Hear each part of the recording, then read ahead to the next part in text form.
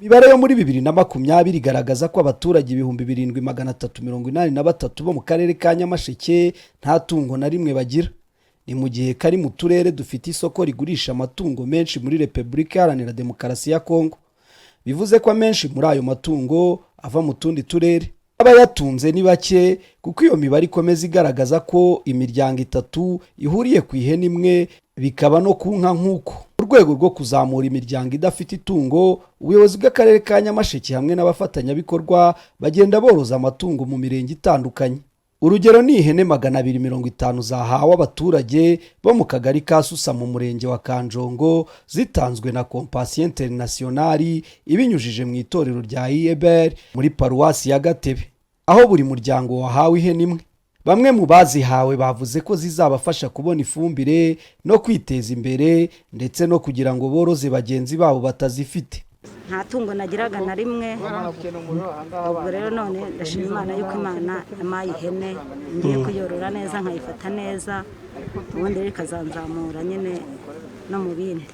Nanjye naragiriraga abandi, ariko kuba narahawe ihene ubu ngubu ndayitaho, nzajya mfata ifumbire nyijyana kugira ngo kibashe kumererwa neza, kuko inahangaha dutera icyayi ariko tugashyiraho n'ifumbire y'imborera. Ndetse nanjye ubwanjye njye mbona imboga zo kugabura abana kubera ya hene nahawe. Ntekereza ko mu minsi mikeya irabimaze kubyara cyane ko yanimye. Nagiraga ayo nororeye abandi wenze nk'utugurube n'ibiki, ihene ubu ngubu byampaye umunezero wo ku buryo nzajya mbasha kubona ifumbire yo kujya gufumbira icyayi nkanjye nkiteza imbere mu rwanjye ruhande n'abana bakabona imibereho. Pasiteri Ngabonziza Benoit uhagarariye itorero rya IEBR paruwasi ya Gatebe akaba asaba aba baturage kuzifata neza kugira ngo bazaziturire n'abandi mu rwego rwo kuzamurana. Abo twahaye izi hene turifuza ko bazorora zikazababera umugisha, ko mu masezerano dufitanye nabo kuzibaha nabo bazaziturira abandi bakristo bo mu banyamuryango badafite ubushobozi bwo kwigeza kuri iryo terambere, kugira ngo dushyigikirane mu kuzamurana. Umuyobozi w'akarere ka Nyamasheke wungirije ushinzwe iterambere ry'ubukungu Ntaganira Josué Michel avuga ko ibi bizabafasha kongera umubare w'amatungo mu karere kandi bizamure n'iterambere ry'abaturage.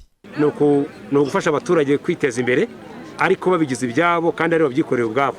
Ibyo rero bizongera ubushobozi bwo kwibeshaho kandi bizanongera uburyo bwo gutera imbere mu bukungu.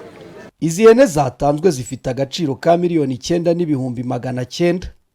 Ngendi Siti Yondori, Inyamasheke ku bwa Flash TV.